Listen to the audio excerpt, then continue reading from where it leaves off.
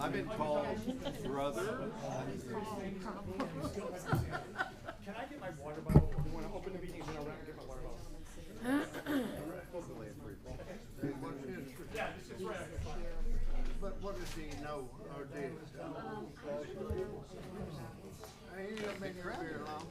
Yes. How about this gentleman down there? Oh, I thought something. I thought I recognized him. There you go. I thought I recognized. He's been here a long time.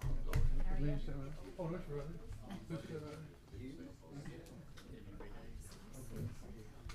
Picking up a little bit, but you may be taking a negative. You're Well, trying to get in. got someone else you want to sit with about. By all means, do it. I don't know that I see that on mine. Maybe you're special. Well, Why not? Jamie's got the Judge Campbell. I'm gonna let her out first. Try and get something done. These cases just take a long time. I haven't been paid rent since January on my house, And most and the people, water bill hasn't been paid since they August. haven't been here no more. Really, most people, if you, I bet you can't ask nobody in your. Doesn't speak well of it. Oh, okay, okay. I heard this was Just for you, Gordon.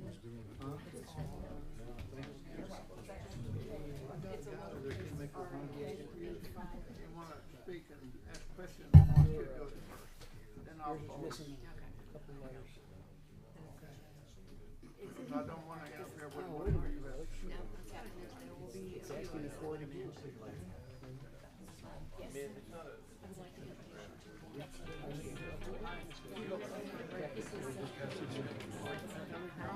Oh yeah, no, I was having trouble saving my slideshow to the thing, and I was getting. I have it. To Jamie, so I could use it. But I don't know. Were the roads so bad right there? Leave home, I've been.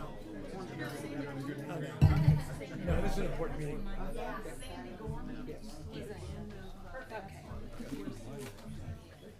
I'm not sure, I remember, Petey did.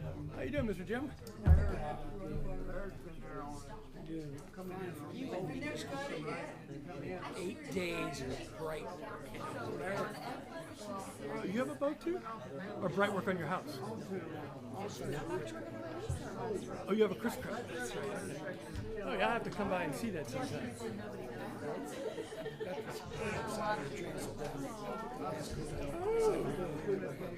I'll bring my boat pictures of my little thing that I use to build my boat. We can talk boats. How do you make these things like that? I want to lean back the seat. Does it lean back? Okay, I got it. As soon as she gets out, I want to know so that I can bring her over to the house. Thank you. Now that I know she's ready. Yes, sir. Welcome, everybody, to the April 11th.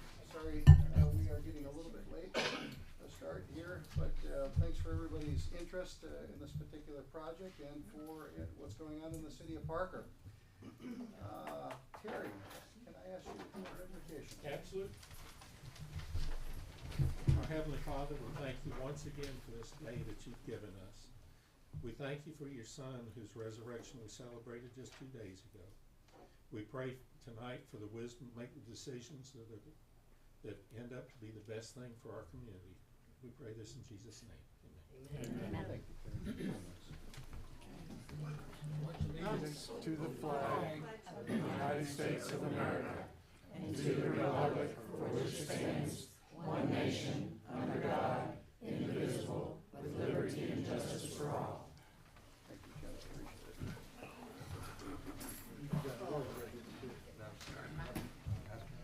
Appreciate it. Can I ask you to do the roll call, please? Mr. Palmer. Oh, here. Ms. Hutto? Here. Mr. Robichaud? Here. Mr. Stryker? Here. Chairman Riga? Here, thank you. Has everybody had a chance to review the minutes? Yes. 2 months ago? Very good. Anybody willing to go ahead and? I move that the minutes be adopted as presented. Very good. I'll say. Can we take a vote, please? Ms. Hutto? Yes. Mr. Palmer? Yes. Mr. Robichaud? Yes. Mr. Stryker? Yes. Chairman Riga? Yes, thank you very much. Very good. Ladies and gentlemen, at this point, we're gonna go ahead and open it up to the public for anything that you'd like to say to the planning commission, not related to the agenda item that we have. There will be audience participation as part of that.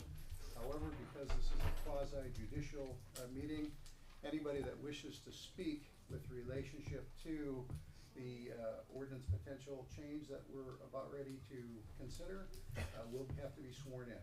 So do you have any non-agenda items that you'd like to speak about? Very good. Mr. Centura, would you like to come up, sir, and kind of tell us a little bit about what kind of a project you're considering here for us? Jamie, And you'll Jamie need will to need swear to swear Mr. Centura in. If you'll raise your right hand, the same as during the pledge of allegiance. Do you affirm that the statement you're about to give will be the truth, whole truth, and nothing but the truth? Yes, ma'am. Very good. Thank you. May I hand out a couple of things to you gentlemen and ladies, please? Pardon me, there's some people are having, I'm hearing more than one person having a hard time hearing you.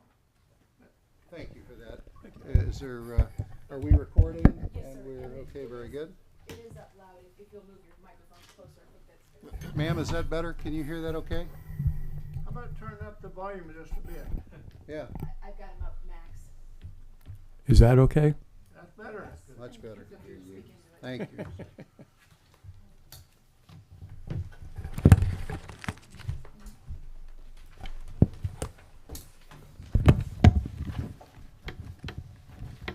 So just sort of as a summary, what we're looking at here is off of East Highway 98. You're requesting from this group, it looks like you've got 4 pieces of property that you want to have a district change in. It looks like 2 of them are MU1. You wish that to go to general commercial. And it looks like 2 of them are residential. It looks like you want those to go commercial as well. Is that correct, sir? That is correct, yes, sir. Very good. Okay. My name is Philip Santora, and I come to you today as acting in 2 roles. I own North Star Engineering, who is the engineering company that represents this project, and I also come to you as the owner of All Metal Roofing and Siding, who I own the business and I also then own this property. And so I am asking for the rezoning of this property to be the general commercial, so that we can relocate from Panama City to Parker. We presently rent where we're located, and it does not meet our standards, our needs. Right now we're in 5,000 square feet of building. The development that we want to be phase 1 is 28,000 square feet that we want to develop. And what you see in your package there, the first pictures that you see is renderings of the building that we want to build. Okay? The second pictures that you actually see is a facility that I own in Cowers, Alabama, which is just outside of Dothan. And you can see it's called All Metal Roofing and Siding. I own that facility. The next pictures that you see is a building that I own, and the reason that I want to rezone this property is the property that's already on 98 is already zoned general commercial, okay? But I would like to build this facility on the next piece of property so that on the front property I can develop something like I've shown in the next pictures. It's more of a commercial and retail sales. And I own that facility too. Just for clarity, so this building, the long building that we're looking at, that would be built at 1008 West Street and 4600 East 2nd Street, is that right? That's correct, yes, sir. All right, very good. I've So the brought a- second purple blob down there, right on the screen here, if we take a look at Mr. Centura. So the second, it would be the second property down? It will be built in this area, yes, sir. Okay.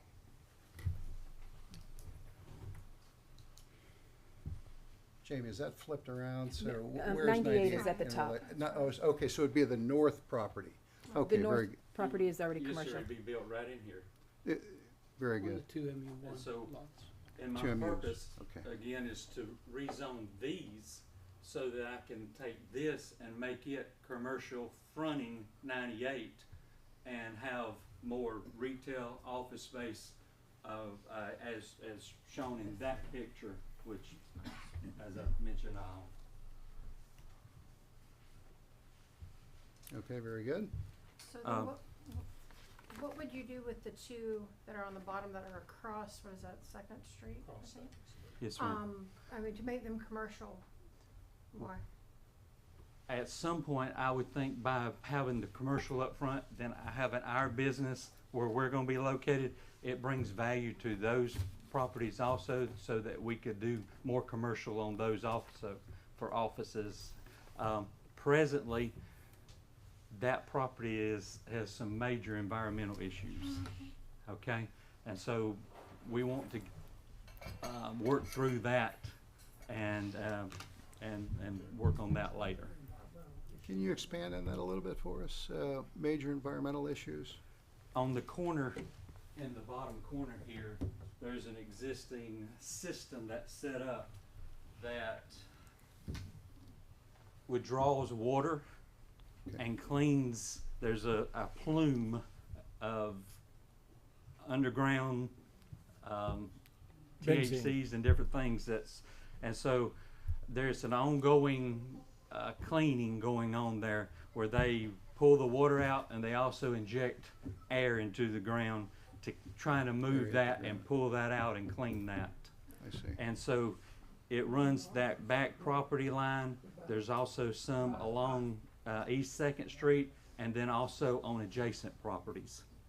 So, Didn't the report indicate that there would be no EPA concerns here, or that Correct. EPR was not going to be required? Not where the church sat, but that property behind it's always had problems. It is, okay.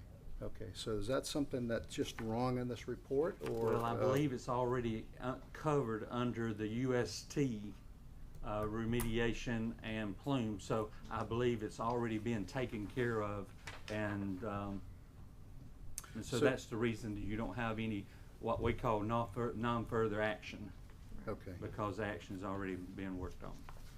So what would you have to do with it then if it's already been resolved? If We the- just own the property, Okay, and so it's there. It was on the property when we purchased it, so it's just a time lapse of allowing them to continue to do what they need to do without us interfering with those wells and items. I see, okay. Hey, Mark, when you talk closer to the microphone, I see all Yes. the people back here doing Sorry about that. Yeah. Okay, Sorry thank you, about that. Very good. Just a little more information about our business and things like that, just to give you as much information. It'll be a Monday through Friday, 7 to 4. There'll be nothing outside of the building. Everything, as you see in the other picture, everything is inside the building that will be going on, except for a garbage dumpster and maybe a dumpster for some metal, but everything else is inside the facility. My facility manager is here. He understands how I work from the standpoint of cleanliness and what it means to be a part of a community. We want to be a part of Parker. This investment for this building and this development in the first phase is approximately $4.5 million. That's a lot of money. And hopefully moving on with that in the future, in the front, as we can see a need and have opportunities. Mr. Santora, part of, whenever we bring a development in like this that are adjacent to residential areas, part of the concern are the common things like trucks, noise, light, traffic in general. Can you address some of those things and what kind of traffic you might see if this business were put in this location? Absolutely, yes, sir. The way that our facility is set up, all loading and unloading happens inside the building. It's a drive-through facility. So anything that is brought in or taken off or loaded up is inside the building. So again, it's a non-disturbance to people around. we have submitted a set of the construction plans, understanding that we need to go through this process first, but also so that you understand it's not something that we're waiting on. We want to proceed. Traffic-wise,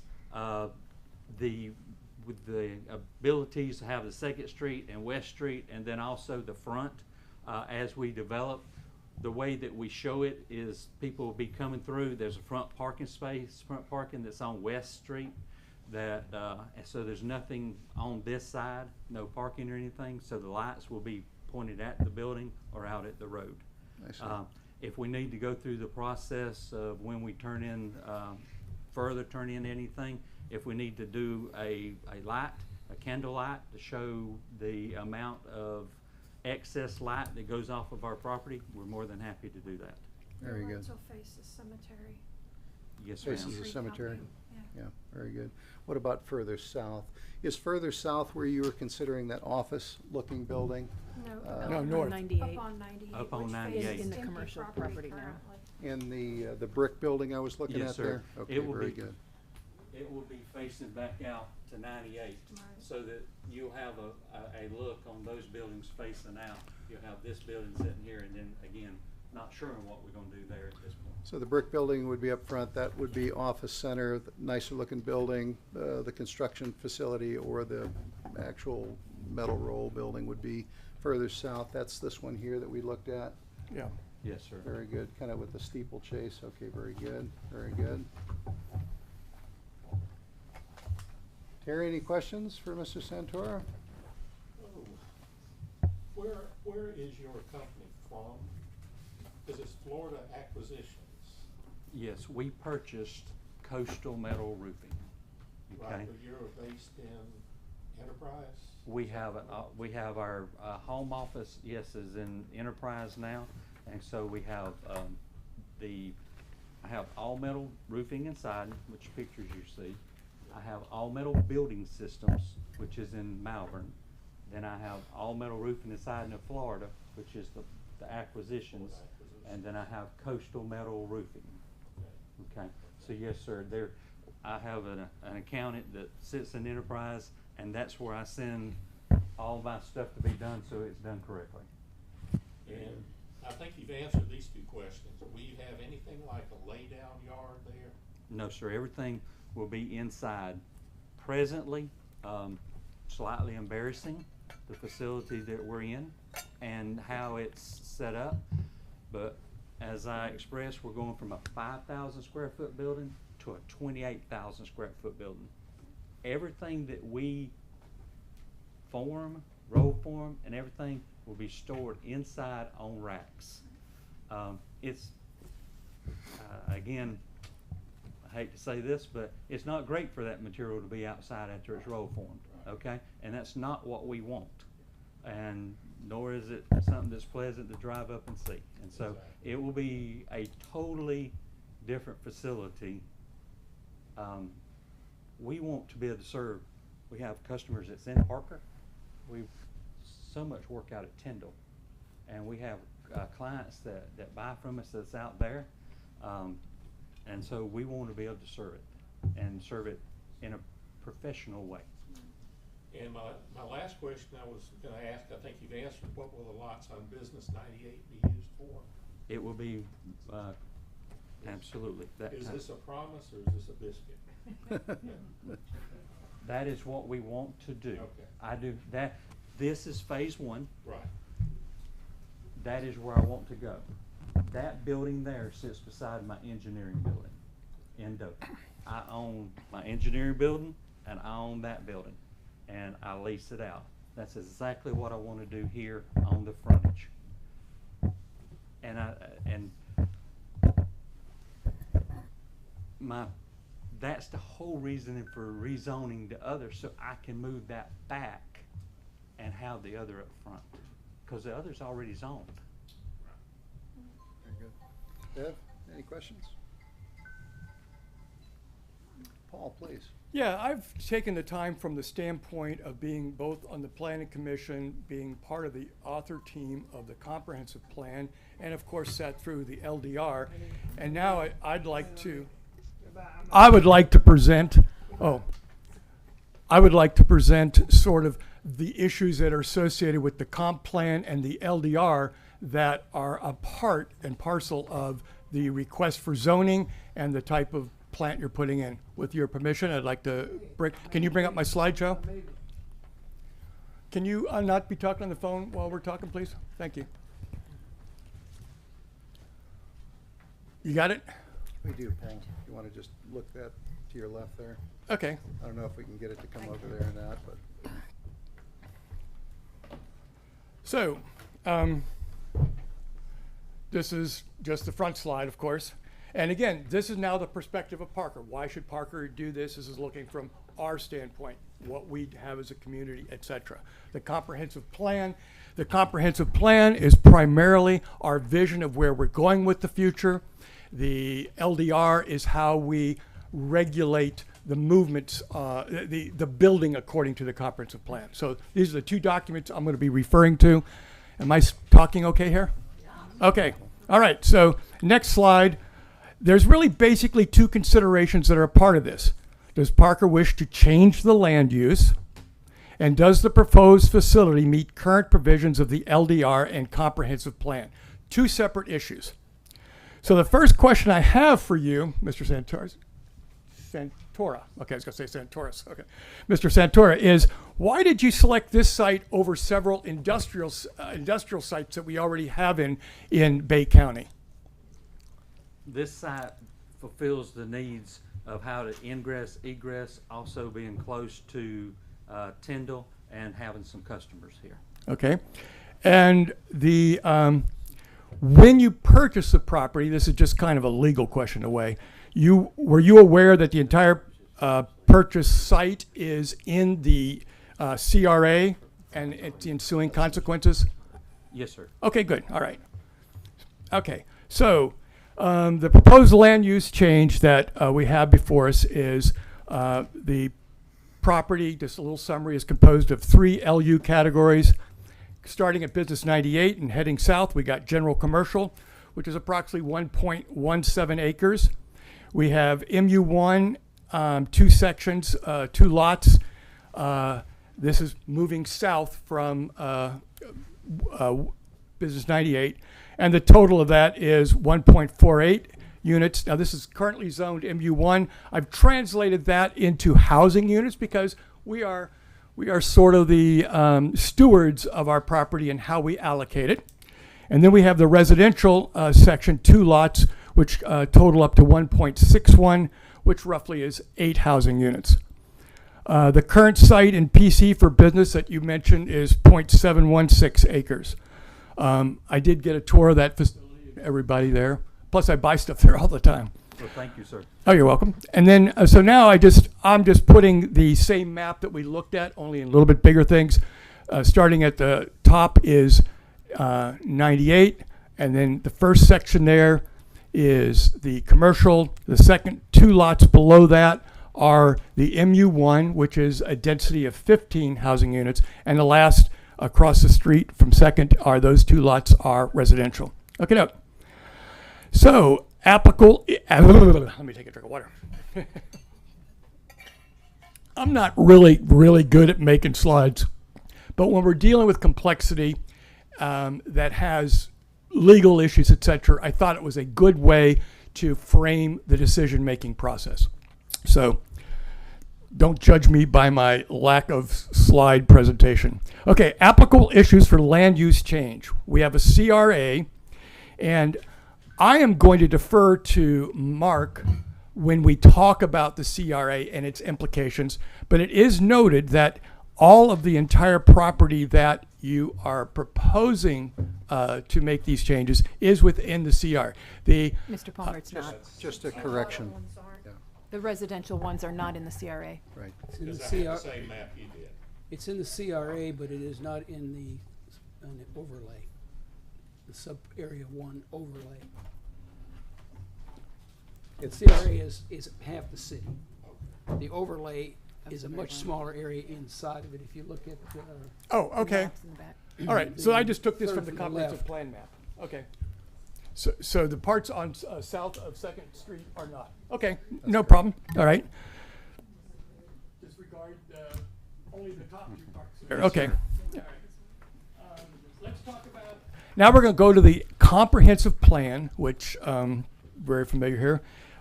Applicable excerpts from the comp plan that affect this decision-making process. Okay. I can read it, or you can read it. You tell me what you want me to do. No, we can't read it. Okay, so I'll read it. Have at it. This is policy 1.2.3 in priority decisions in making LU changes. The city will use this plan and its land development regulations to promote compatibility of adjacent land uses and reduce the potential for nuisances.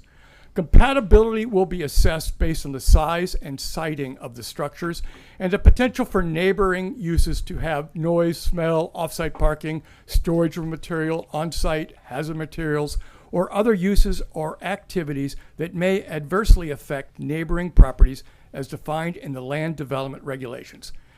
The last statement in this section is the highest standard of compatibility will be applied where new non-residential uses are proposed adjacent to residential uses. So that sort of indicates our decision tree as to how we're sort of guided by our own comprehensive plan as how we're supposed to make these decisions.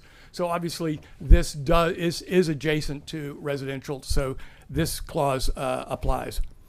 Continuing, objective 1.4 on the comprehensive plan, we're continue to enforce procedures for the elimination or reduction of land uses inconsistent with the character of the city and the future land uses designated in this plan.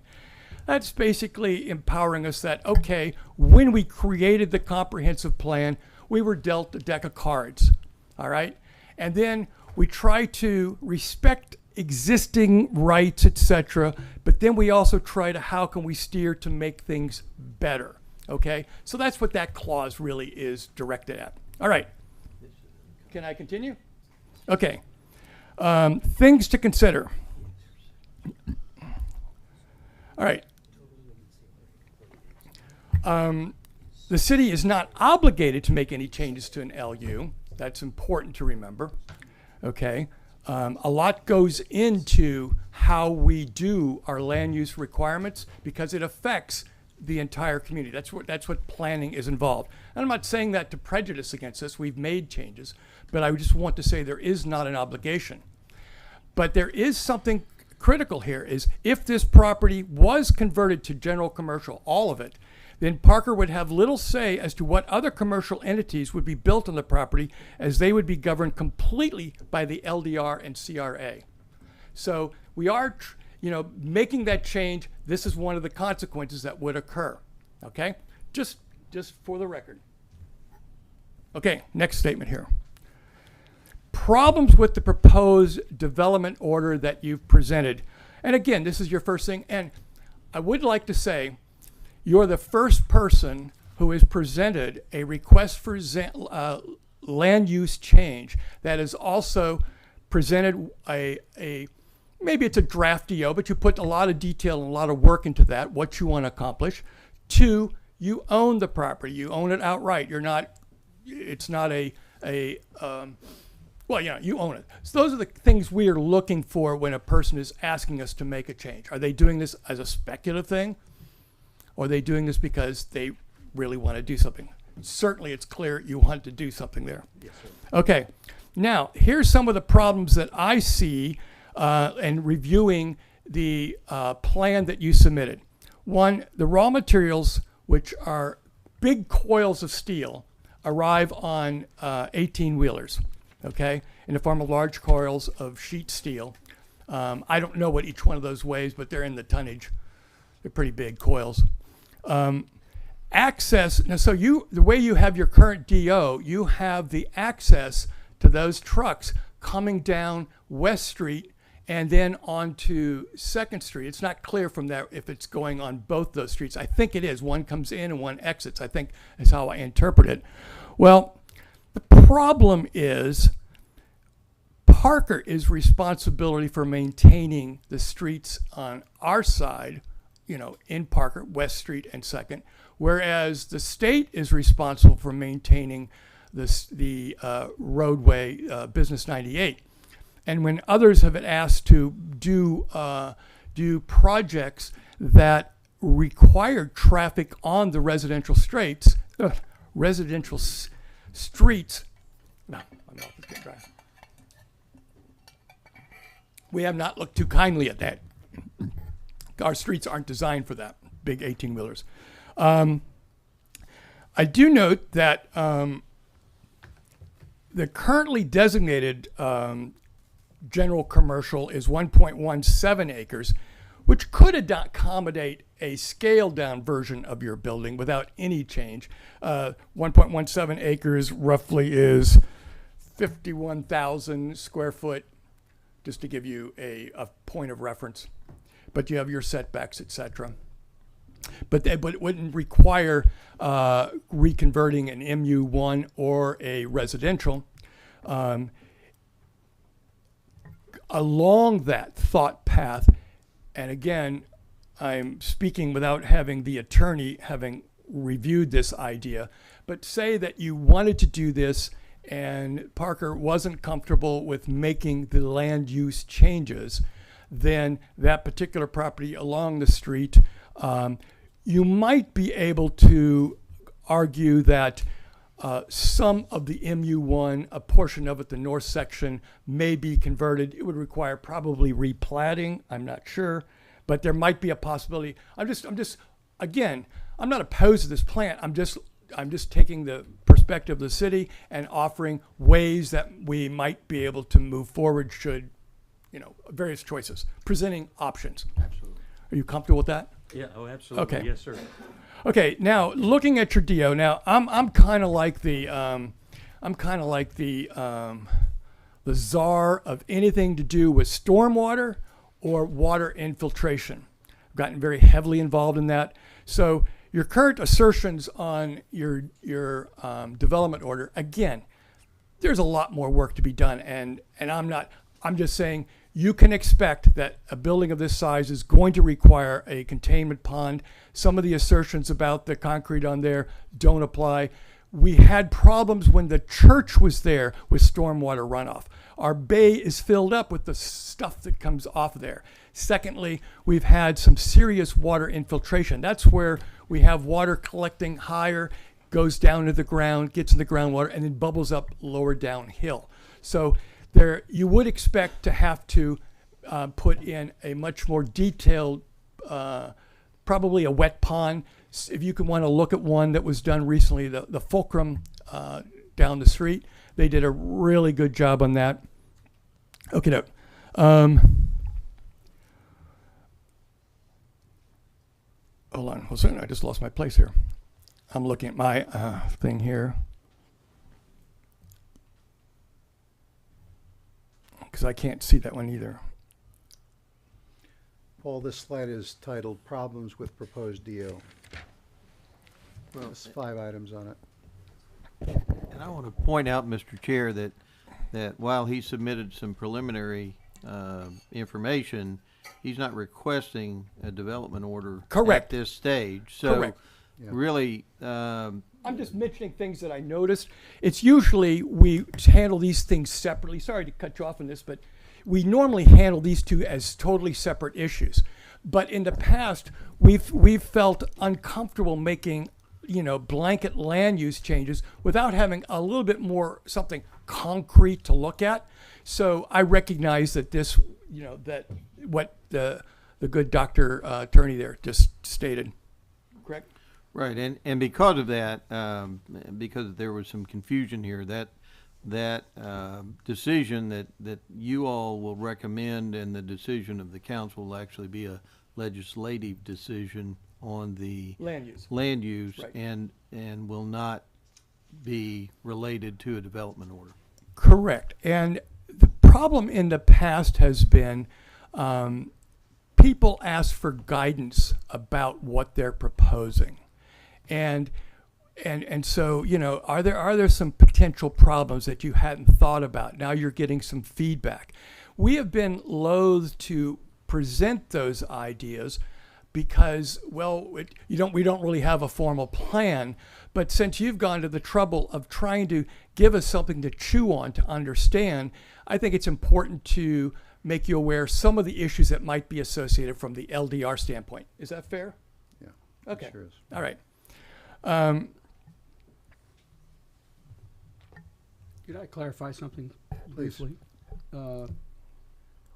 In my packet, I had an application for a major development permit.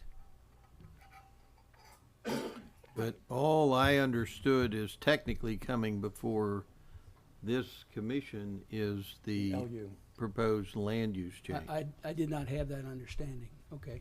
Okay. If that's the way, if that's what we're about, okay. That's what I Yeah. thought we were doing too. It's all interrelated for sure.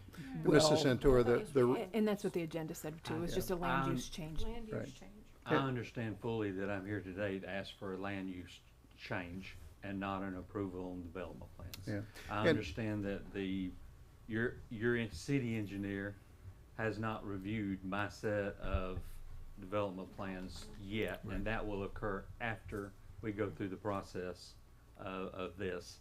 Mr. Palmer, I appreciate exactly what you're doing, and I promise you, I've stood up here representing many of a person and fought to get something approved because ladies and gentlemen sitting up there didn't always believe them of what they was going to do.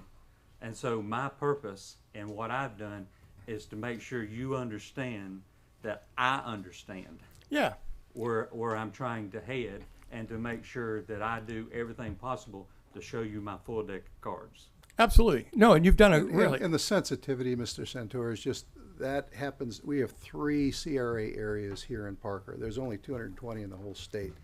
So when Mr. Sloan got these 3 approved in 2008, and this one happens to be in what they call a sub-area 1. Yes, sir. So it's supposed to be the crown jewel in terms of buildings, architectural style. As a matter of fact, some of the things that we're going to request if this goes forward are going to be things like streetscape and landscape, trees, Absolutely. lighting, things like pavers, all of those things are outlined in what that CRA area number 1 is.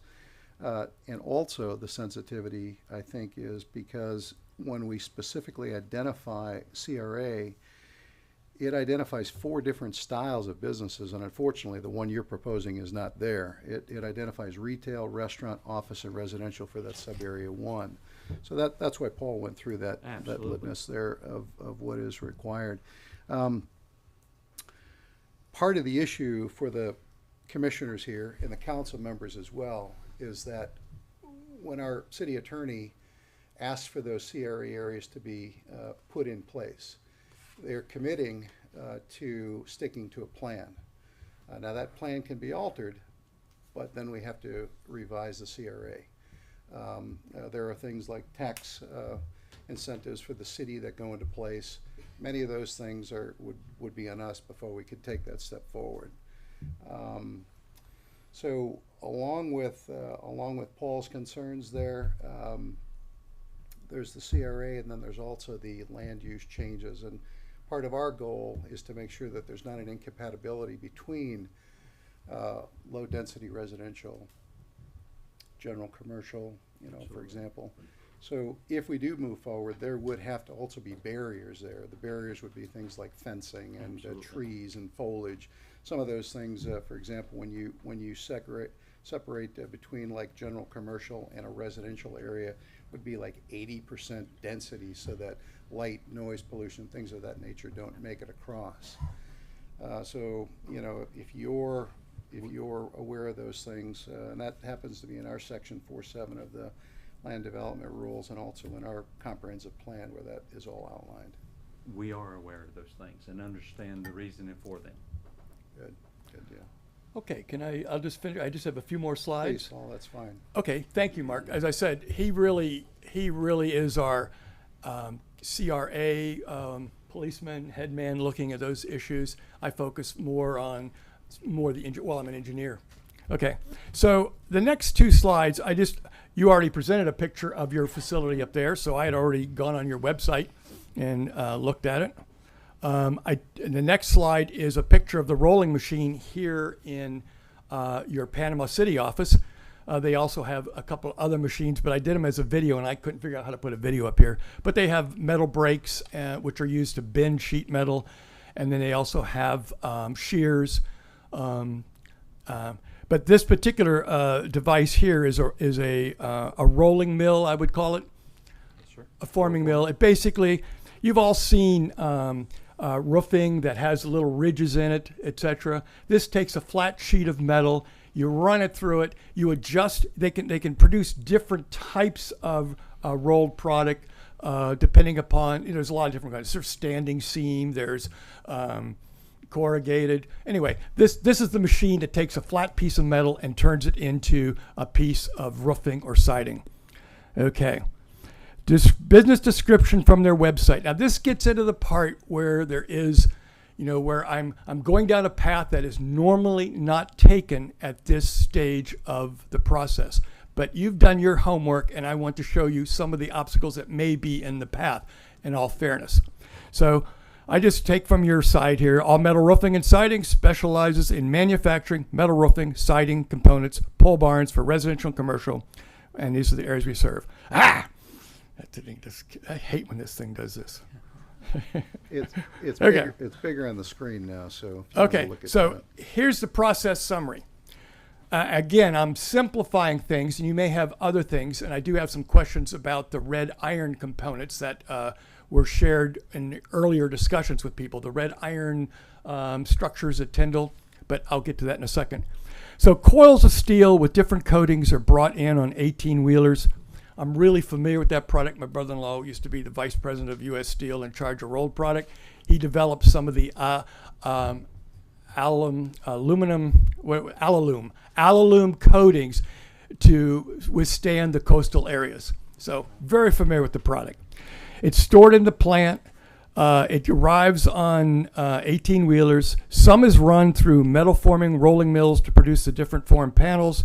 Some is cut and with metal shears and bent using metal brakes to form angles and edging and things.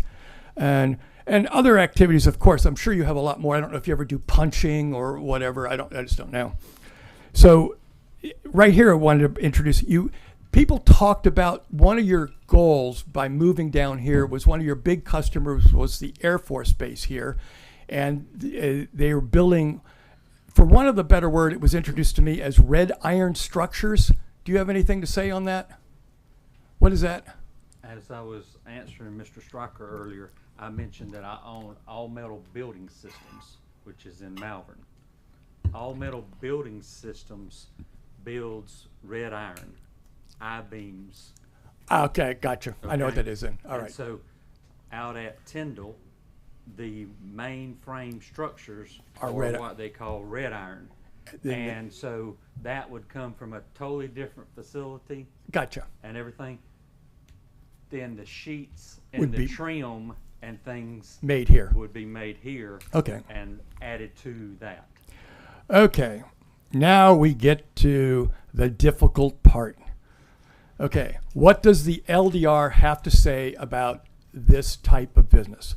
First, from the comp plan, that's the comprehensive plan, the general commercial district. This district provides areas for high-intensity commercial development, including retail sales, services, wholesale sales, shopping centers, office complexes, and other similar land uses. Uses allowed within this category include mobile home parks, subdivisions, etc. Now, when they're referring to high intensity, you might wonder what they mean by that. Do they mean like big machines? Really, high intensity refers to the density of the structures on the property. Okay, that's when you to get that you have to read a little bit further down there to understand what they mean by that. All right, so high intensity doesn't mean the type of equipment. Every time I touch this thing, it jumps. Okay, there we go. So continuing, LDR prohibited uses, section 4-5, manufacturing assembly plant. The purpose of this district is to provide areas for low-intensity commercial development, including retail sales and services, wholesale sales, shopping centers, office complexes, etc. The LDR goes into a lot more detail about what kinds of things that they're allowing and not allowing. The language is a little bit ambiguous, though. So if you were confused reading it, there's one whole section where they're talking about land uses, allowable types of business in the commercial areas. They talk about it in the MU1, MU2, in the mixed use areas. And then they refer to what is prohibited, but then they use the term light commercial. And then light commercial continues down there. And then you go over to the definition section, which basically further elaborates. But it has been interpreted in the past to mean that manufacturing is not allowed in our general commercial areas. Recently, on the issue of Fulcrum, they wanted to bring in a millwork plant to make framing for windows, and they also wanted to bring in a plant to make trusses. 2 points over there. Make trusses, and that was the committee did argue that was not in compliance with our land use regulations and our comprehensive plan. So you would have to get waivers on that as well to move forward. Okay, low intensity commercial. This is the key word that they use that ties together all the pieces. I've tried to pull those pieces out to help you on your own search, etc. Above is what is allowed in GC. If you go to the definitions page, it goes into more detail.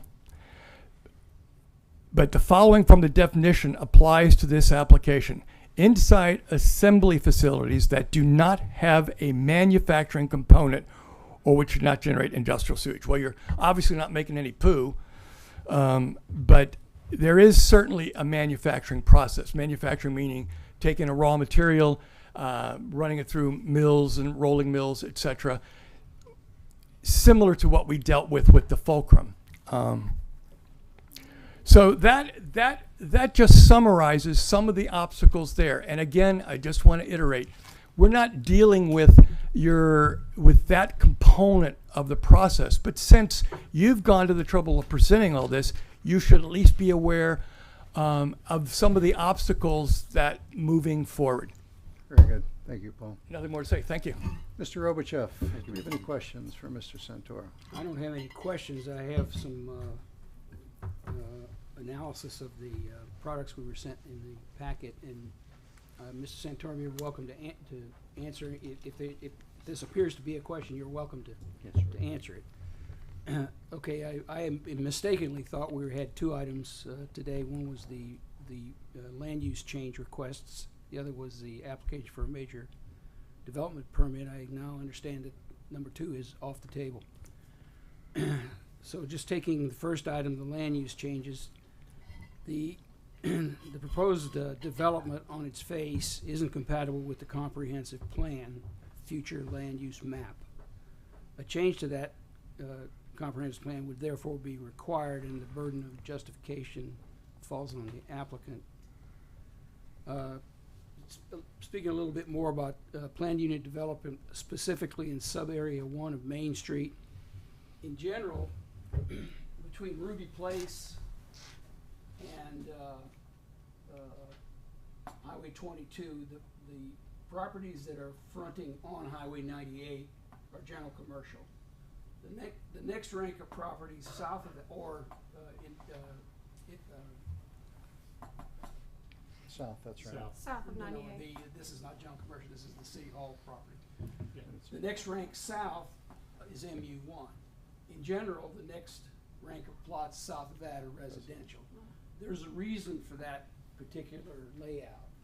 And the reason is that general land use template supports the intent of the main core of the community redevelopment area, sub-area 1, Main Street, by encouraging redevelopment with mixed-use buildings comprised of retail, restaurant, office, and residential uses. And that's right out of the LDR, as Paul said. The applicant's justification for changing the land use map is offered on page 2, section E of the development application.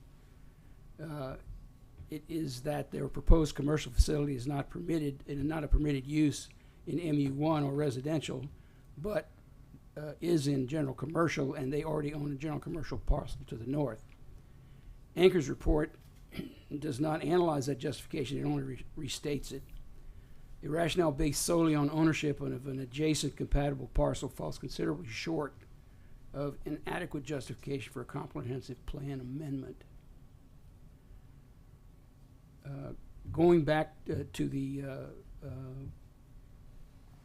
Anchor analysis on page 11, the last paragraph, and I quote, additionally, because this parcel is located in sub-area 1 Main Street, Business Highway 98 of the city's comprehensive plan and land development regulations, it would need to adhere to the city's vision of this area as a multifaceted downtown area with residential, mixed use, and commercial seamlessly blending in. End quote. Here, Anchor is misquoting the design standards for sub-area 1, which is in section 4.7.2.2b. The adjective commercial is not there. The actual statement is mixed-use buildings are desired, fronting Business Highway 98 right-of-way, comprising of retail, restaurant, office, and/or residential uses. This phrasing was intentionally specific for both sub-area 1 and sub-area 2, as the more global commercial can include businesses not compatible with the desired higher quality land development patterns, which is the purpose of the overlay districts as stated in section 4.7.1 of the LDR. Manufacturing likewise is not included. Again, this is intentional, as sub-area 3 was specifically reserved for commercially intensive businesses, which can include manufacturing. Back to the Anchor analysis, page 12, second paragraph, and I quote, this request is consistent with the intent and purpose of the future land use, the comprehensive plan, and is compatible with the existing developments and trends in the surrounding area. I don't know how Anchor ascribes intent and purpose, but the proposed development isn't consistent with the four corners of the current future land use map. Even if the requested amendments to the future land use map within a comprehensive plan were approved, the development would still fall far outside the desired development goals for sub-area 1. A little bit of history, recent history. There have been 3 large developments approved in Parker since Hurricane Michael. The East Bay Flats Apartments, the Fulcrum Lumber Yard, and Move It Storage. All are substantially complete, and all are in compliance with the land use rules for their locations. East Bay Apartments is in sub-area 2 and is in compliance with both the MU2 rules and sub-area 2 mixed-use parkway desired development guidelines. Fulcrum isn't in any overlay sub-area and needed only to comply with the general commercial rules. Move It is in sub-area 3 overlay and is in compliance with both the general commercial rules and the desired development guidelines for sub-area 3, commercial intensive. An additional small development plan for construction of pole barns at 5661 East Park Highway 98 was denied, as it didn't meet design standards for sub-area 2, which it was within. The point I'm trying to make is we have been following our redevelopment overlay plan and not an arbitrary process. Approval of this development would be both arbitrary and a significant departure from previous city actions which supported the CRA sub-area overlays. There are some additional consequences that may come to bear. Granting this land use change could set a precedent that all other owners of general commercial properties in sub-area 1 and sub-area 2 could cite to request changes to land use designations for their adjacent parcels thus hindering future realization of the CRA plan. Essentially, as I see it, we are being asked to approve a land use change without which an otherwise non-compliant project couldn't be built on in a CRA sub-area which isn't compatible with the project's manufacturing business. Approval of this development request would be a first and a substantial departure from guidelines in sub-area 1 Main Street, which is the main core and therefore the most important part of putting a positive face on the city of Parker. Denial, therefore, would serve a legitimate public purpose. I'm looking forward to hearing my fellow citizens' thoughts on this matter during the open hearing, and I'll have a motion to Let me follow. do this though, Jim. I'm just gonna summarize. So, Mr. Santoro, where we're at right now, in the planning commission, the planning commissioners have a pretty easy job. Our job is to evaluate the land development rules, the comprehensive plan, and the intent of the CRA. And then identify, whether or not a development order matches, those needs.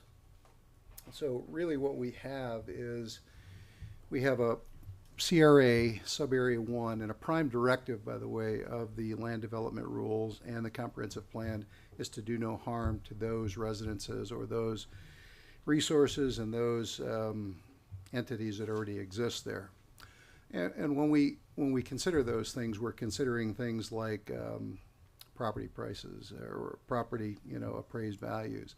We're considering adjacent land uses. So it's hard to put a commercial property right next to a low-density residential property because it can harm those people that are already there.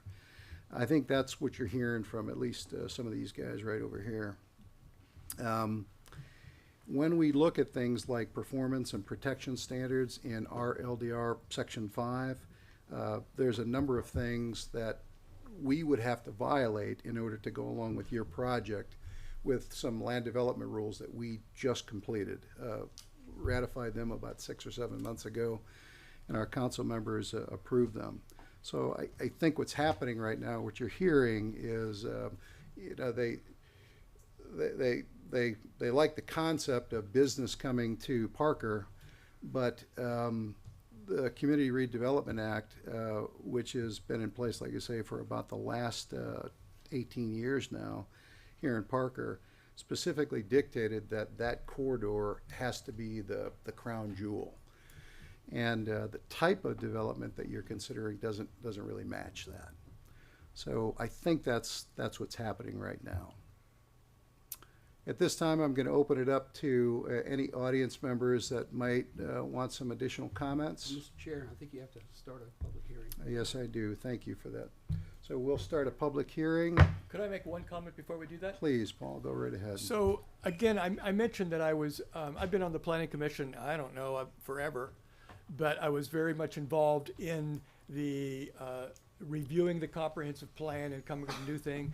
And one of the key things that sort of embodied our work was, one, we had already an existing community, but we had one of the most critical guidelines was, if we have some commercial, then we have some mixed use to blend, and then we get to residential. There's that transition. And what you're proposing would back up commercial right against residential, which sort of violated all of the principal concepts we were using as we were making decisions. So that's kind of the undercurrent that went into the comprehensive plan. Compatibility of adjacent land uses is really the concept there. So yes, sir, please. Comment. Please.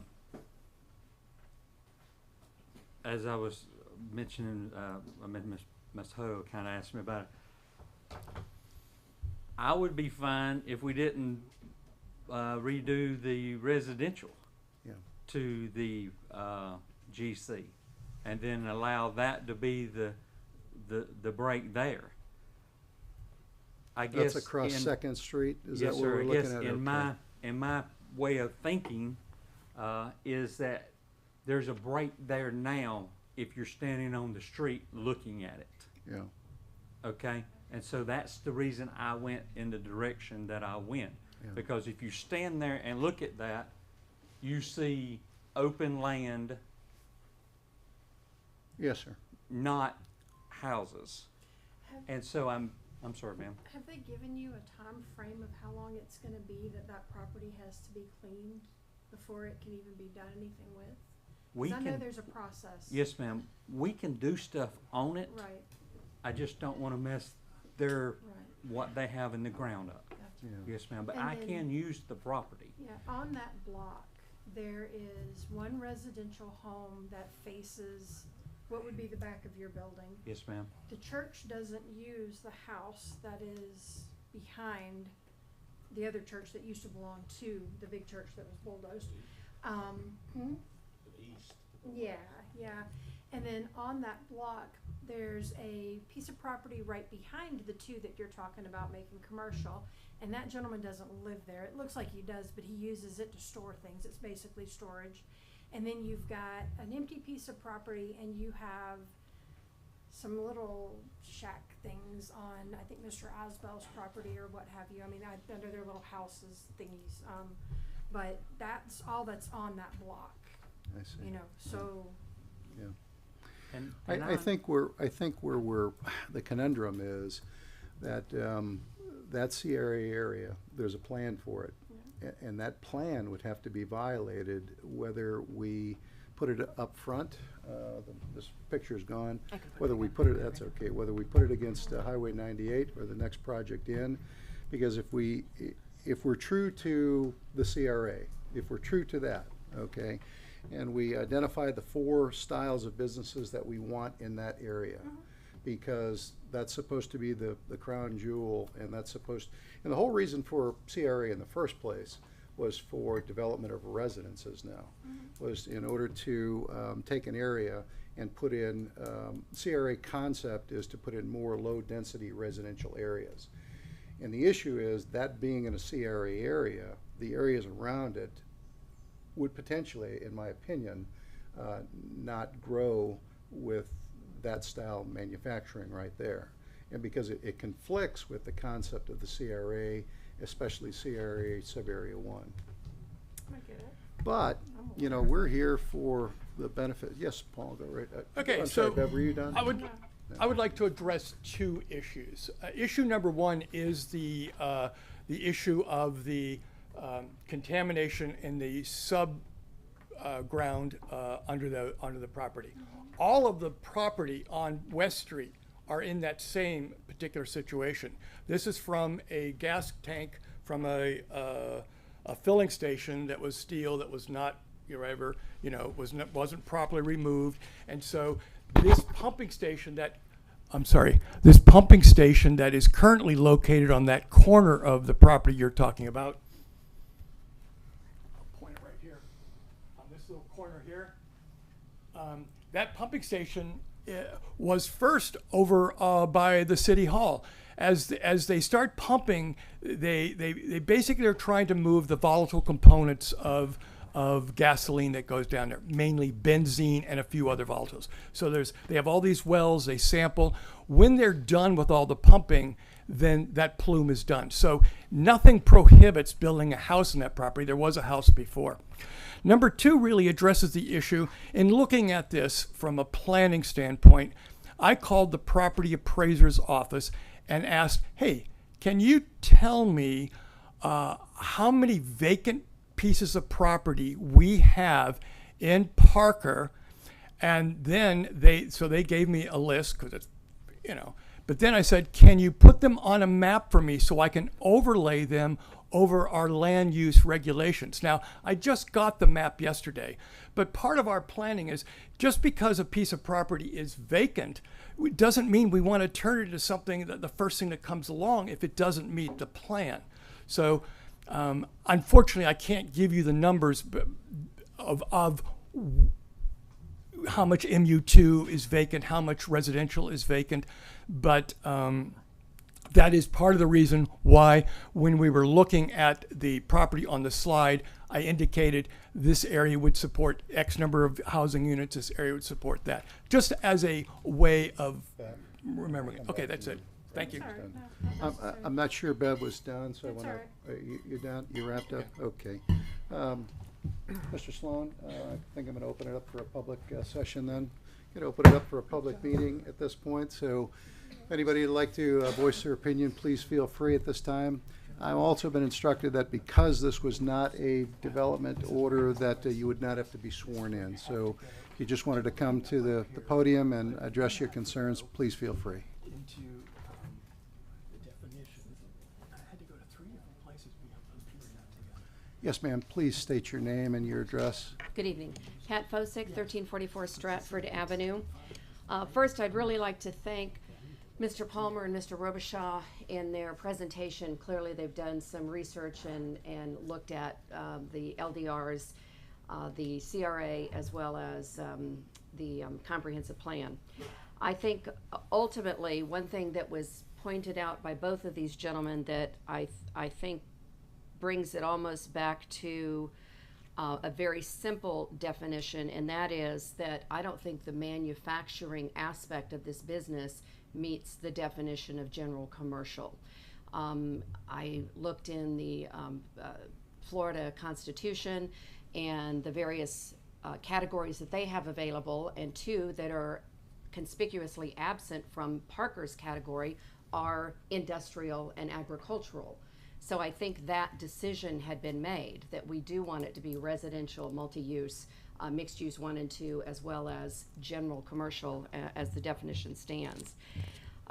Also too, because I understand that in order to create an objection for the record, if you will, that we do need to speak here at the initial meeting, not knowing which way the decision is going to be, so I'm expressing my concern that I don't think it meets that definition for all the reasons that you gentlemen have laid out. I think you did a great job.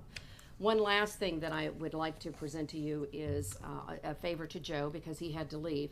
He said that if this development were to go forward, if you were considering it at any point in the future, that there are alternatives. I wasn't aware of this. You may or may not be. Forgive me, I'll wait till I get back. Yes. Thank you. Oh, that's on the water retention, okay. Yeah, for future consideration, because I thought it was very novel, that we don't necessarily have to have these retention ponds. Again, whether it's this development or some other, rather than take up our beautiful landscape to put a hole in the ground, maybe this is something to consider. I have no idea what the cost or anything else is. Again, Joe had to leave, and he simply asked me if I would present that to you. It was new information for me, and I passed that along for the benefit of the committee for all future developments coming to Parker. And thank you very, very much. I think you guys did a great job. I really respect your time and energy in this. And I don't typically speak for everybody else, but I think everybody feels that same way. And I encourage them to stand up and say so. You guys did a hell of a job. Thank you. Yes, ma'am. Yes, sir. Please come to the podium. Lawrence Harris here, 88 years old, resident Parker for 52 years. 3 generations grew up here. I just think Parker has been a residential community all my life. 3 generations and longer than that. And I think we need to leave it alone and let it be a residential area because it's safe. It's safe to grow up children. And I've been around the world a few times. I'm an old veteran, and I've lived in many areas where people would love to be able to live in a community like this, where it's safe for children and everything. So I just say I don't think we need to encourage business of this nature, or industrial, or even the what we've allowed to happen down there between you and Tyndall Parkway. I just think we're really want to appreciate what we have. We have a wonderful community, and there's many people around the world who would appreciate living here. And I'm 88 years old, and I will leave you, sir. Thank you very much. Thank you, sir. Appreciate you. Thank you, sir. Anybody else? Mrs. Santora, you're perfectly willing to come back up and retort if you'd like, sir. First off, I appreciate your time. And all metal building, roofing and siding, intentions is not to come to Parker to do any kind of negative to Parker. Our intention is to come to Parker to be a part of Parker.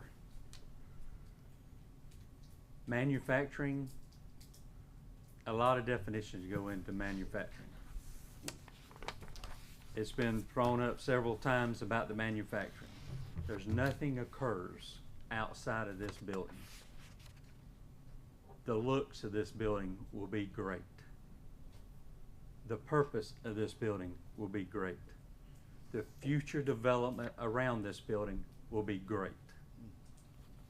By you stopping this, I believe you're gonna let that piece of property sit there across from the cemetery and have nothing on it. And I'll have nothing to do but be able to sell it. One thing I'd like to mention to you is that we are an advisory committee here. Our council is actually the ones that create the final decision. We review the data as you've seen us, and then we vote on it, and then we make that recommendation. It is our council members that ultimately determine which direction it goes, just to be clear. I absolutely understand, and I started North Star Engineering 25 years ago. I've stood in front of many boards. I've been rejected before, okay? I understand it's part of the process, but I also understand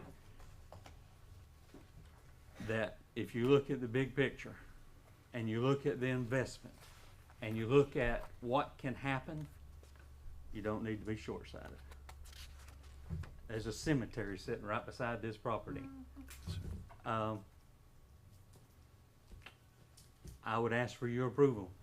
I'd be, again, willing not to have to leave the residential so that I could develop the other piece of property so that I could build value in the front of the property. And that's a process. It don't happen overnight.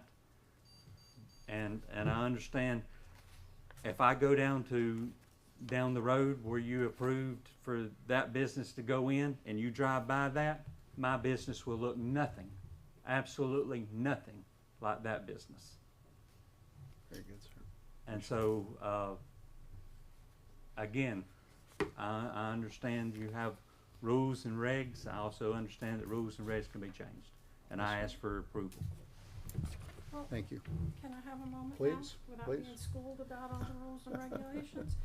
So, you know, I understand everybody's not wanting to, you know, make that commercial, and I get all of that, but also, I'll say the common sense side of me says, what would be allowed to go there?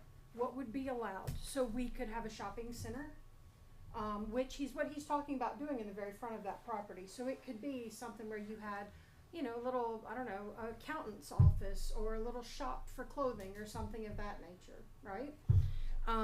It could be, of course, recreation facilities. There's, you know, restaurants. Well, restaurants are open from possibly 6 in the morning until 9 at night. What's the traffic that comes with that there? I'm just being honest with you.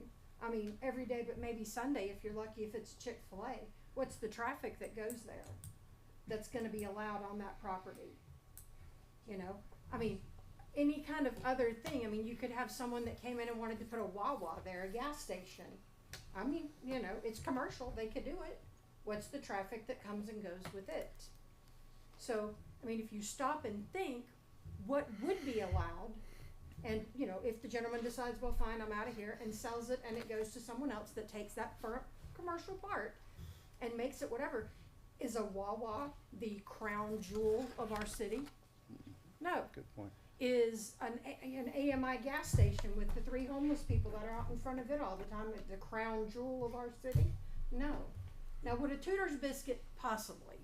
Just saying. Or maybe even Chick-fil-A. But, I mean, you know, I personally, the 2 pieces that are residential, because there's no plans to do anything to it currently, I think those are kind of on the side. I think where the church and everything sits, within what, I'll say the residential within a block or 2 of it, There's no way that this building can look any worse than the tree business that's next to it. I'm just being honest. There's no way that that business can look any worse than some of the uncleaned lots as you go down that are just sitting there that are grown up. You know, if it's a big grassy area with a fountain and then a huge building at the back of it where people are coming and going, do the semi-tractor trucks concern me? Sure, because our roads, and right now we're already going through all of that. But I also know, and this is just a feather in your hat to think about, developed property pays tax money. Developed properties pay taxes towards our main, you know, it's a value that goes towards that money when you start talking about ad valorem next year. Something to think about. Mr. Because Santoro, dilution is the solution. would there be any industrial waste as a result of your manufacturing? No, sir. None There's whatsoever? no water processing. No painting, no cleaning materials, No. stripping, No. nothing? Just rolls of steel coming in, being pressed into something different? Yes. Okay. And going back out. There's not any environmental issue. There's no. The bathroom toilet is the worst thing you got coming in there. Gotcha. No Thank you. coating operations, No, sir. no Nothing. corrosion operations. No, sir. The All metal that- comes All pre-coated. that comes in comes done. pre-coated. Give me 1 second, I gotta take a bath break. Don't stop on my behalf, I'll be right back. I'll wait. I want everybody to hear me. So where do you find the prohibited uses again? I'll have to go back to my notes. They could put a trailer park there. You're right. That is allowed.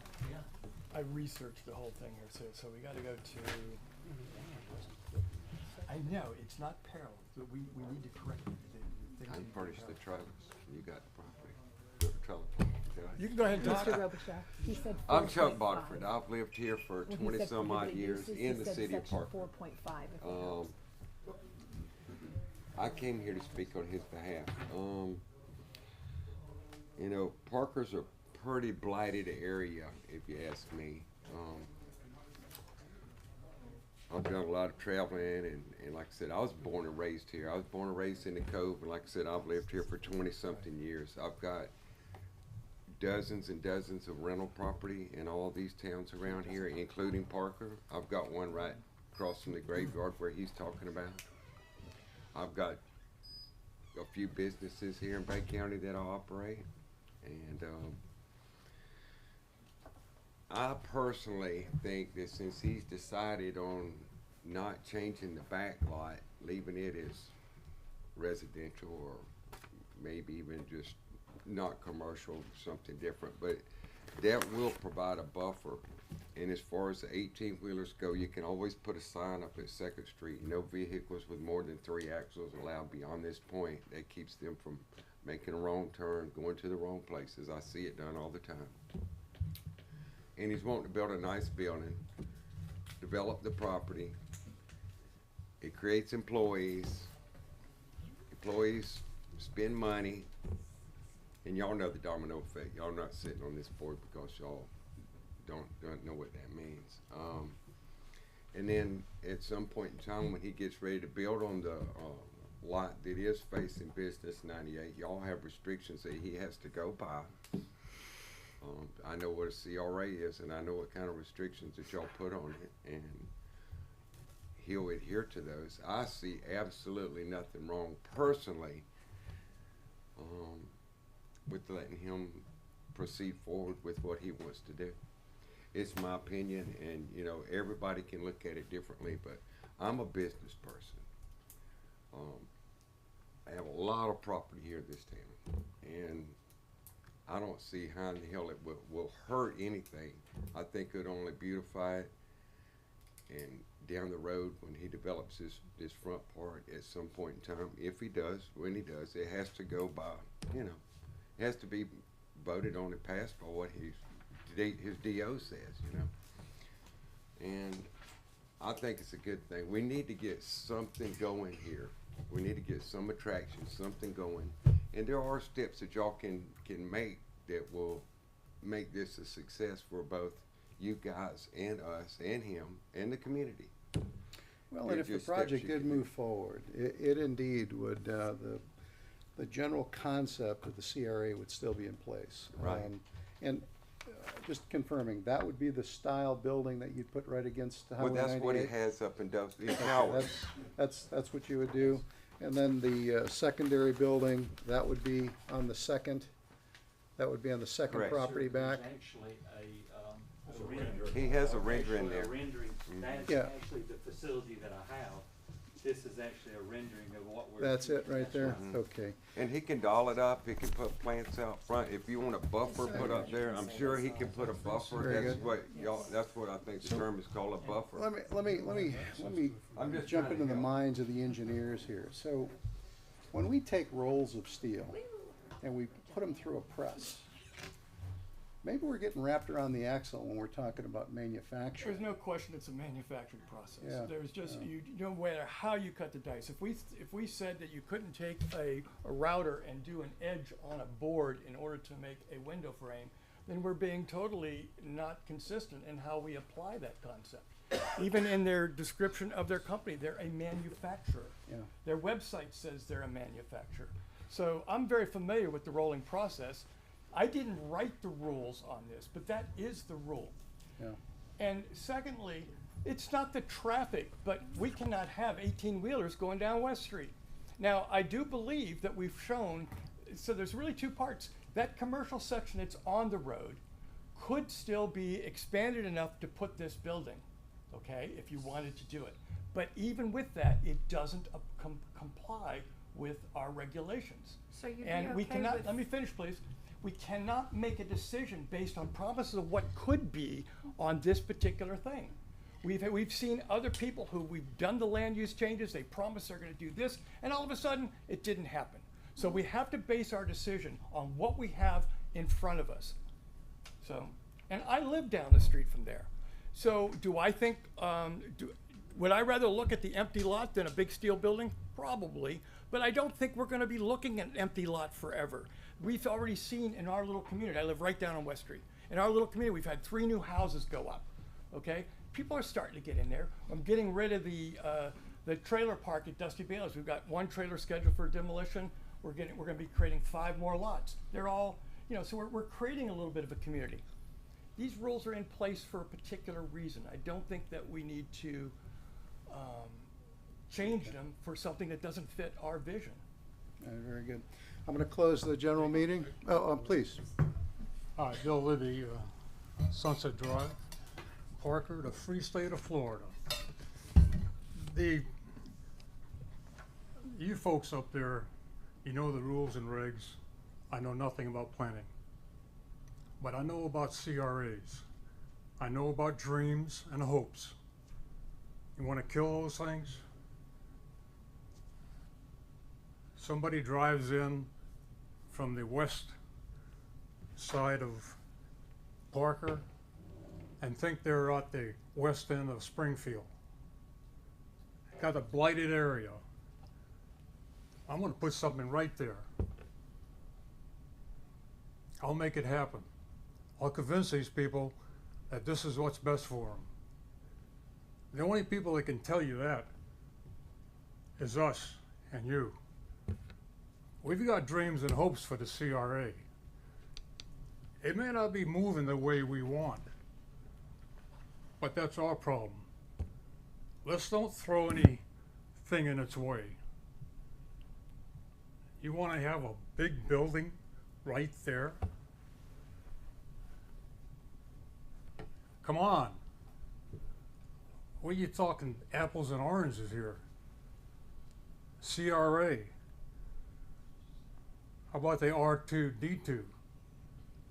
How about the palm trees that we were all promised, that you all got and voted for? Throw that out the window? Don't do it. It ain't right and you know it. What's your point? What's that? What is your point? Where are you going with this? I think we get the point. I think the plan is to keep the dream. Okay, good, okay. I just got Mr. confused. Palmer? Yeah, I just got confused by where you were going with it. Very good. Yes, sir, please. Thank you. Oh, I'm sorry. Thank you, Bill. My name's Tony Romano. I live on Park Street, 5013. I think it's a business. I think it'd be an asset to our community. It's like someone said, it's revenue. I see that property sitting there 10 years, 12 years, 15 years with nothing. Some of us ain't gonna be here. That's a fact.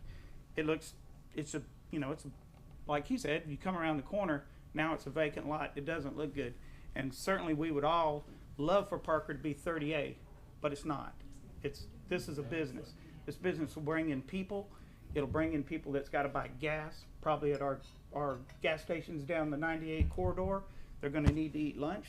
They'll probably eat at our corridor while they're picking up their metal.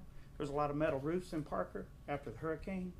It's a business, and it's a viable business. I've used them. They're good people. They've been good for me, and I'm sure they've been good for a lot of other people. I think it would be an asset to the community. And my heart's thumping like a lab rat, and I do appreciate all of y'all. Thank you, Y'all sir. keep my city beautiful, and I appreciate it, but I do think it would be an asset to the community. Can I speak again? Please. Okay, thank you. Pat Fosick, 1344 Stratford. Thank you, Mrs. Hutto, for your perspective. I agree. It may not be as bad as the tree trimming business or some of the other businesses that are along that area. But again, if we look at Michael and the fact that that sort of gave us a clean slate. It's tragic that the church was lost and that the church didn't decide to build there again. The property has sold. And as the other properties along that stretch of highway sell, I hope that the Planning Commission and the City Council will hold to the CRA and to the land development regs and the comprehensive plan. A couple of questions that I would just toss out rhetorically somewhat to the audience, but also to Mr. Santora as well. You mentioned that the retail building that's depicted in the photograph is next to your engineering office in Dothan. Very nice, I agree. I think that would look beautiful on Highway 98. But is that office area, that retail area that you're renting near your manufacturing building? Because that's what it's going to be next to here. You mentioned that phase 1 is the building of the 28,000 square foot building. What is phase 2 and phase 3?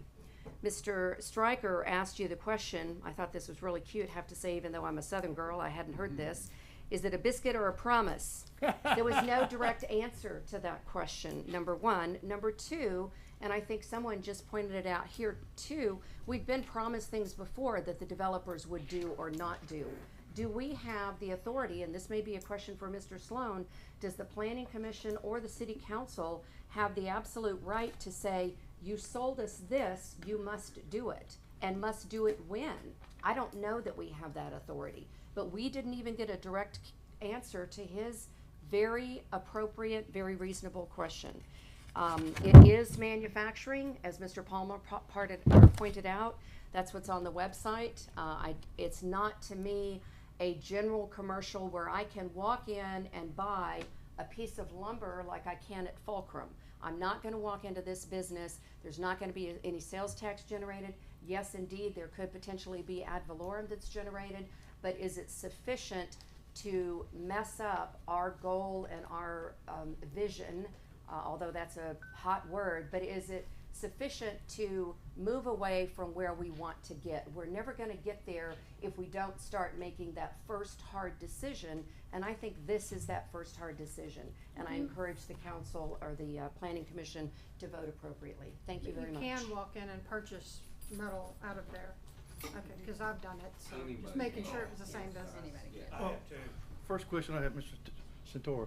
You do charge sales tax, correct? Whoa, whoa, whoa, whoa. So that's Name- sales tax. name- I'm sorry, name- what's your name, sir? Gordon Andrews. Thank you. An address, sir? Oh, I live in New Haven, but I've lived here for 62 years, and I've heard everything that all you guys have had to say. And I've drove through Parker, driving to Tyndall for a lot of years, and I have not seen Parker change that much. Actually seen it get worse. Mr. Santora has said that, and it sounds like to me that he could actually build a building right up on the highway. I may be mistaken. There'd be a manufacturer if he wanted to, without any permission from you guys. But he's chose to beautify the property on 98 and push his business to the back. Well, common sense tells me that's a good thing for you guys. I mean, that's a good thing for anybody. He's pushed, and the fact is that I didn't even know this, but you pull up to a building, you don't know what's going on inside. There's 28,000 square foot. There's a lot can happen in 28,000 square feet, and you don't have any idea what's going on inside. So how is that going to bother anybody? And it sounds like the closest, well, I'm not sure of this, but there's a cemetery. I don't think it's going to bother them too much. You know, as far as the adjoining property, I could be wrong about that, but that's what I thought I heard.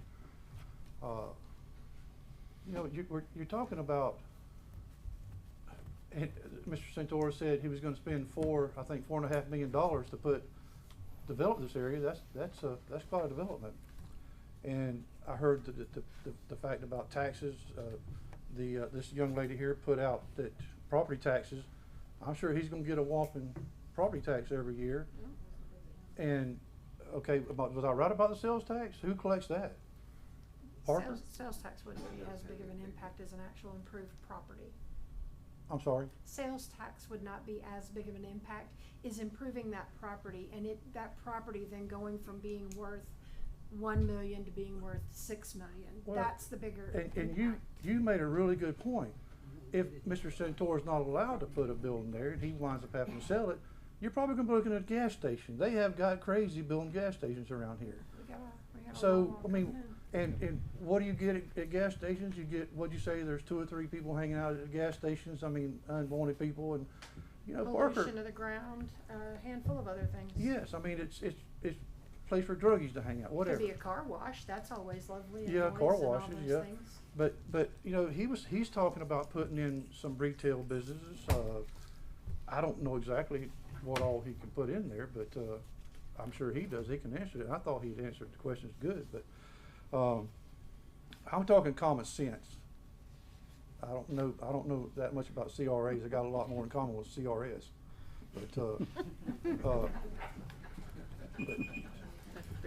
well, I'm gonna let that. I'm thinking you use common sense when you make decisions this, that. So I'll leave you with that. Yes, sir, please. I think the gentleman in the black shirt behind you, and then if you could go after that, that would be great. Thank you. No, I get in trouble for what I say. No, I just wanted to, Name and address, please. Chuck Tyndall, 1201 East Park. I just want to kind of reiterate kind of where Mr. Libby was going. I don't know how much time this group of people put in the LDRs.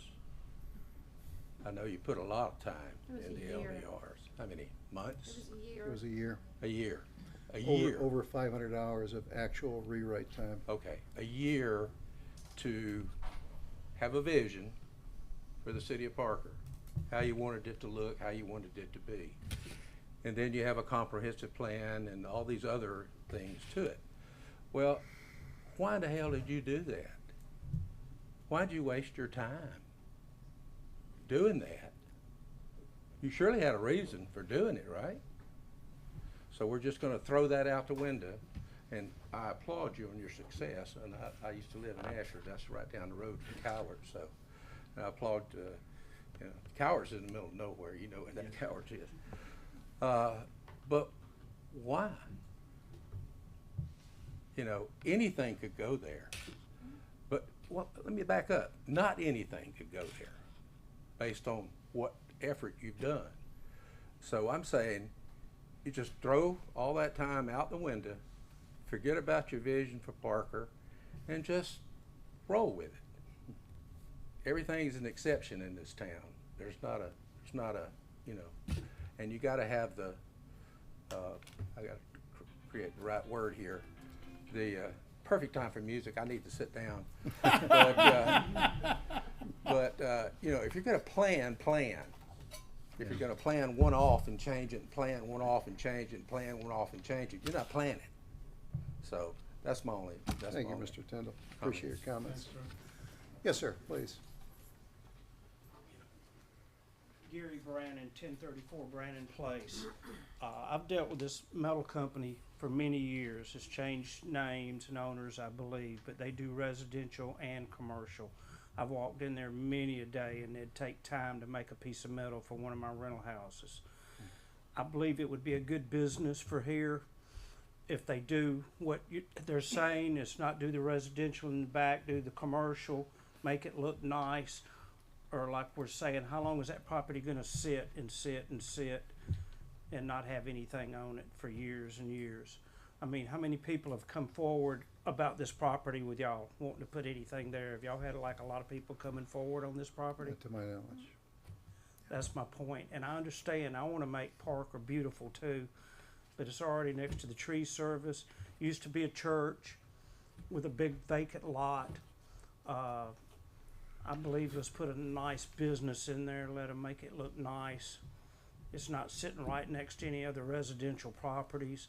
I say protect Parker for what you're saying on the back streets in the front, make it look nice. I'd say we gotta move forward. We're not getting any younger. And we keep waiting on Parker to do 30A. It's never gonna be that, but we gotta guard it to be as nice as we can make it. We can't make it all that, but we can make it most of that. Anyway, yes, sir. So, I asked this question, but I never really got an answer, Mr. Santoro.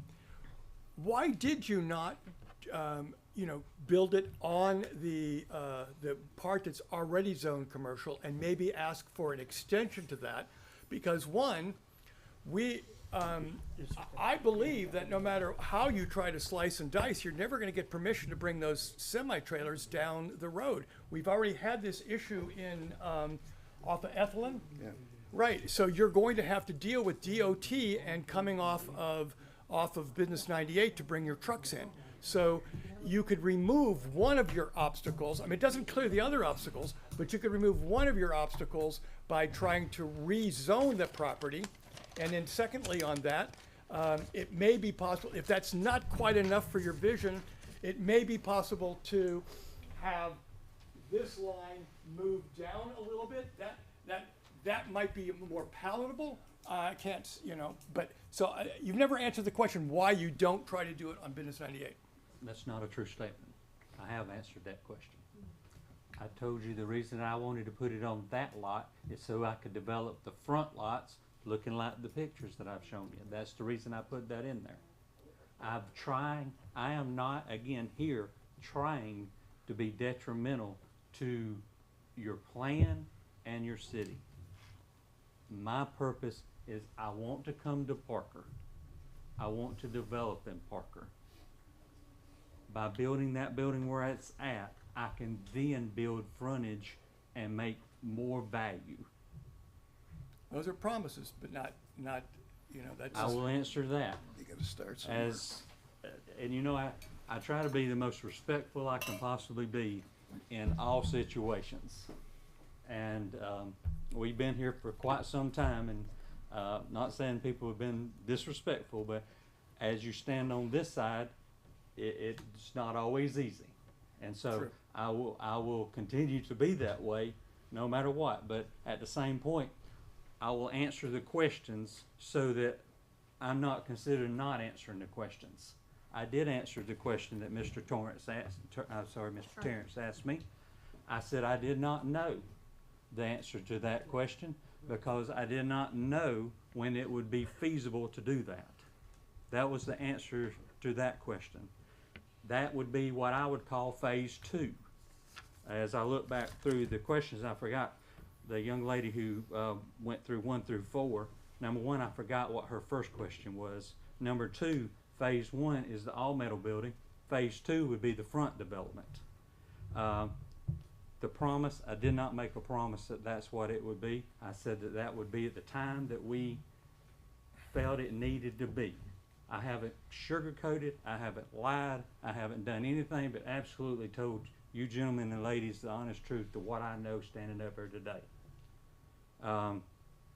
You can walk into all metal roofing and siding and you can buy a piece of material and you can walk out with it. I do it. And so, again, I stand in front of you. Probably don't know another Santora. You've never met me before, but I'll tell you the truth no matter what. May not be always what I want to say, and it may be always all what you want to hear. And obviously, the direction I'm headed is definitely not the direction that I want to hear tonight. I've invested a lot of money on this piece of property. Okay? With the understanding that I would be able to do what I'm trying to do. And I'm headed out of here tonight with a vote, obviously, that I don't want to hear. Because I believed that I would be able to do and be an asset to Parker, not a detriment to Parker. I would never want to come in here and be a detriment to your, I don't want nobody to come into my town and doing it, and I don't want nobody coming to your town and doing it. And so, I understand we have rules and regs. Listen, I live by them every day. I'm an engineer, I'm a surveyor, I understand. I also understand that I will stand here today and tell you there's nothing I'm going to do in this development that's going to be a negative long term for this city. And I ask for the vote to change it. Very good.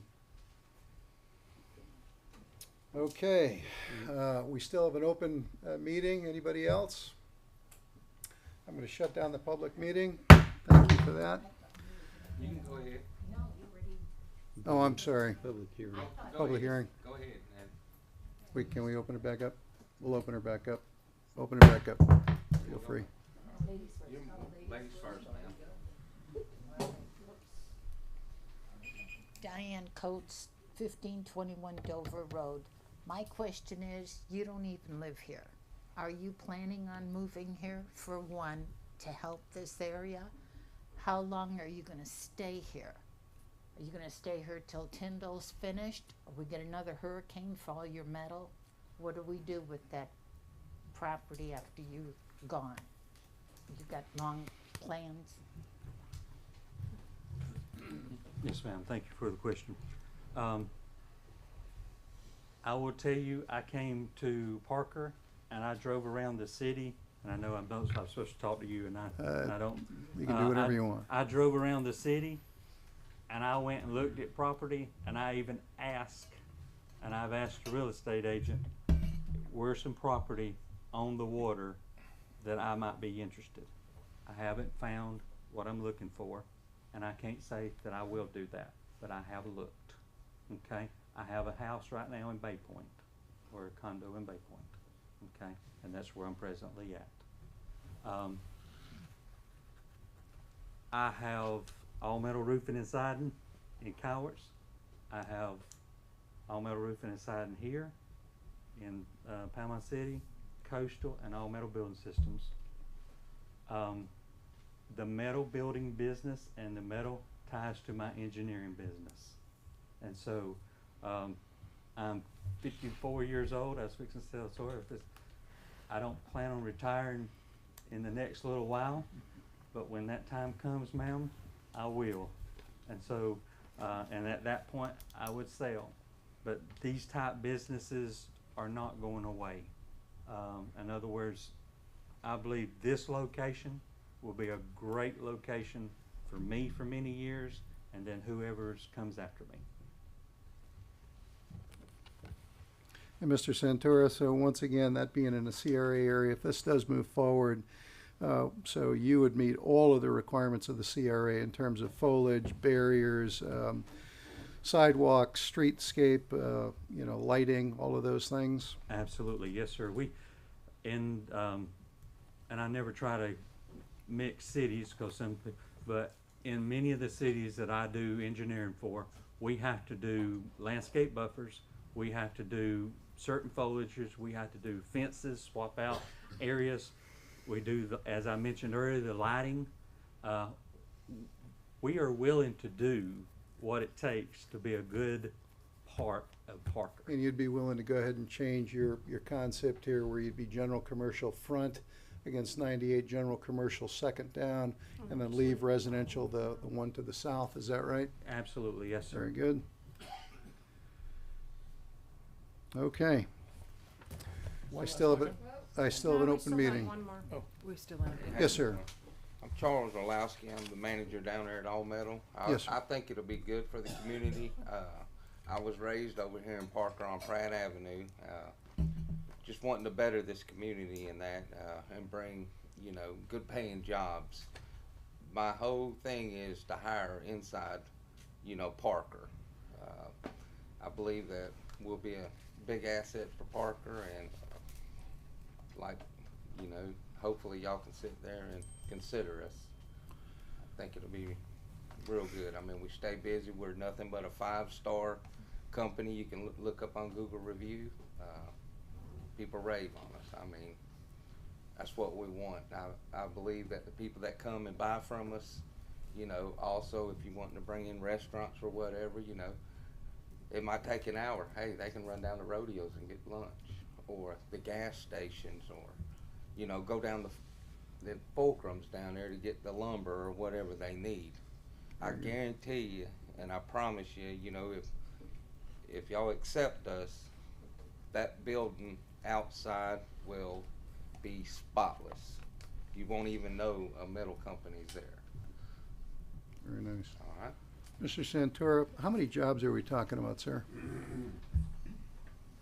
We keep the staff is usually between 10 and 15. 10 to 15? And that's the 7 a.m. in the morning till 4 p.m. Monday through Friday, no weekends? No weekends, no, sir. No traffic during The that? only Okay. reason, and I try to be good, the only reason we would ever open up on the weekend, if a hurricane came through and if people they want to get covered up, and we would do everything we could do to be an asset. Thank you, sir. Appreciate that. Yes, ma'am. Please. So hopefully my last comment. Oh, Pat that's okay. Posick, 1344 Stratford.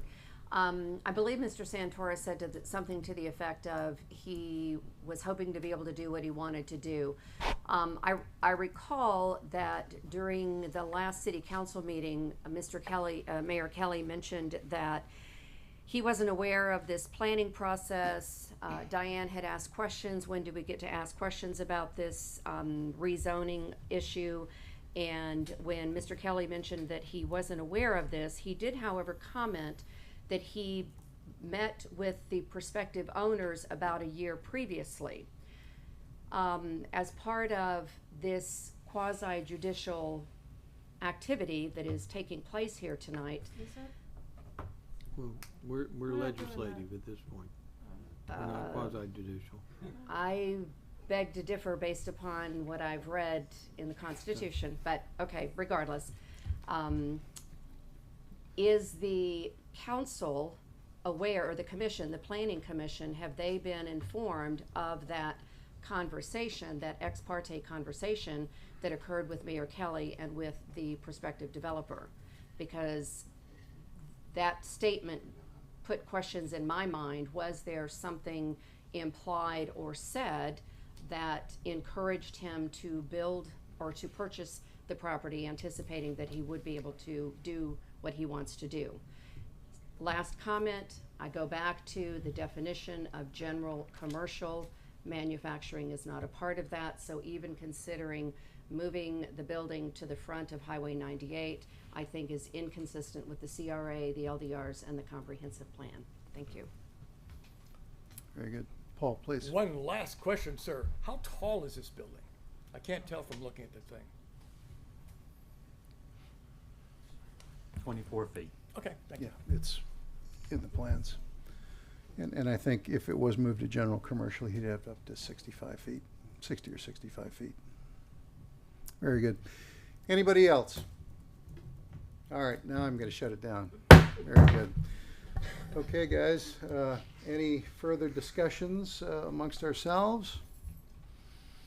Okay, as you know, I can't make a motion, so I'm going to ask one of you to give it. Yes, Paul. I make a motion that we do not recommend the LU change And I advise that the things that we are supposed to consider in making the LU change are clearly defined in the comprehensive plan and in the LDR. So those are the things that we should be considering. So the wording should be, I recommend that at this time, we do not recommend the LU change. If we vote on it, we need a second. Is there a second? I would second. You'd second that? Okay. Let's take a vote. Ms. So if you vote yes, then you're not recommending the LU change. If you vote no, then you're No, wishing for the motion is just whether to I'm making not sure. recommend it. So it's Okay. a yes or no on that motion. Okay, so if you vote yes, you're recommending the No, no, no, land no. change. No. If you vote yes, his motion is not to recommend it. So That's what I said. if you vote yes, you are voting to not recommend it. If you vote no, then there would have to be a different motion to recommend it. So since we're only in the recommendation phase, we only recommend, we do not make the decision. So my motion is, I motion that we do not recommend to the city council that we approve this LU change. Right. So you're simply voting on his motion. Gotcha. And Stryker approved it, seconded it. Second. Let's take a vote, please. Ms. Hutto? No. Mr. Palmer? Yes. Mr. Robichaud? Yes. Mr. Stryker? Yes. Chairman Riga? No. Thank you. Okay, the only good news, Mr. Santoro, about that is that the council members are the actual definitive decision. But thank you for everybody's time today. We're going to go ahead and shut down unless anybody has anything else to say. We'll still come to council. Come to council. Very good.